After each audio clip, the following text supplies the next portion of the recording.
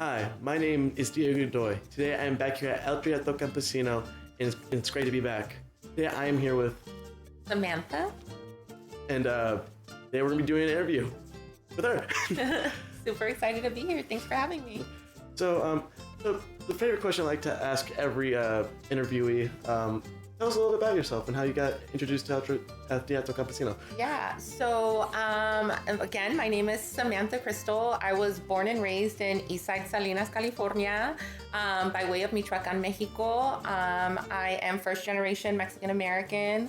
I was raised on a healthy diet of like frijoles, tortillas, and cultura. And so, yeah, I had like a very beautiful upbringing by a single mom. And I just like always had a love for our culture. I grew up in the era of like Chicanismo, right? My mom identified as a Chicana. And so we had a lot of that culture growing up, like lowrider culture, speaking both English and Spanish in our home. We would listen to like oldies, and we would also listen to like Ramon Ayala as well, you know? So just really having that influence of like two different cultures seamlessly combined almost, it seemed like, into one. So yeah, I again was born and raised here. I moved to Los Angeles to go to school. I studied communications out there, and there's no place like home. I came back to the area, and I have a beautiful daughter who's 10 years old now. And yeah, I came to El Teatro Campesino through Palabra, actually, in late 2019. The first show that I did here was a Palabra show. It was the last show we did here before the shutdown. It was in 2020. And that was still when it was under the stewardship of Cristal Gonzalez Avila, who was a local writer, producer, and actor as well. She's in her own right. We did notice that in the lineup for Palabra Volume 10, is that correct? That's correct, yeah. That you were performing. Do you mind if you can tell us your art piece? Yeah, so this year I'm doing something a little bit different. I'm a spoken word poet, but I also write short stories and monologues. So this year I'm going to be doing a monologue that I wrote, and it's about my name. And I actually speak the name that I talk about how I don't like my name, my given name, Samantha Crystal, and what I would change my name to. And so I would change my name to a Nahuatl name, so like an Aztec name, essentially. So in the piece, I speak a lot of English, I speak a lot of Spanish, and then I refer to the name, the Nahuatl name I would love to give myself. Do you know any other kind of performances that are going to be happening?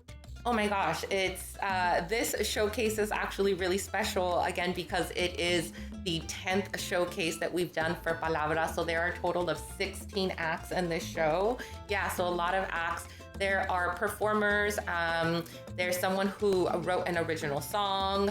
There's someone who is singing like a religious hymn, but she's doing it like in an opera style. So that's super cool. There's actos. There's spoken word poetry. There are going to be monologues like myself. It's just like a really amazing, versatile, super cool show. If you get to come and watch, I highly recommend it. And considering that this is a showcase, do you know the mission of this showcase?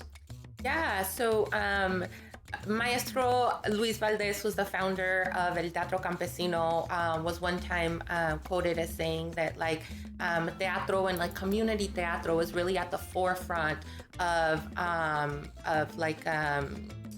a democracy, right? And so one of the aims of teatro is not just I would say that not of teatro. One of the aims of Palabra, I would say, the big aims, it's twofold. Number one is it is an opportunity for local talent to have an avenue, right, in order to be able to share their art, number one. And then number two, I think it's an opportunity specifically or people in our area that identify as Latino, as Chicano, as Mexican, as Hispanic, all of those different titles that they put on us, right? To have a place where this is not just welcomed, but encouraged and celebrated, right? There are very few places, especially in this current political climate that we live in, where the things that we create that are for us and by us are really celebrated at this time.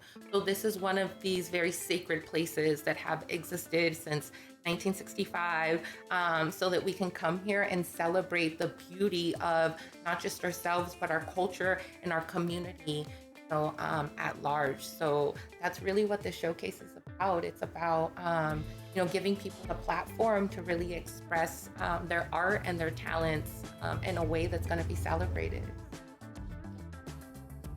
So for people that will want to do this or want to come back to this, how does one submit their piece?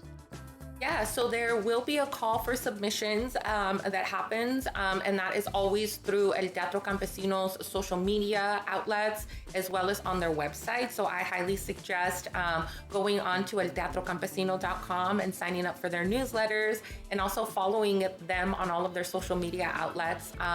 And they will put a call out for submissions, and it gives you ample time to, be able to finalize a piece or formalize something, maybe finish it in my case, and submit for whatever the overall kind of theme or topic or umbrella of theme that is that they're taking on for that year. So I always tell people, don't wait for the submission to come up.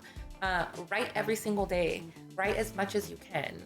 And work on your craft all the time, so that when those opportunities do come up, you're ready and you have something in your back pocket that you're like, you know what, I really want this to be heard, or I need this to be seen, right? Yeah, I love Mac Dre. He says, if you stay ready, you ain't never gotta get ready. So. So do you know when and where the show is happening?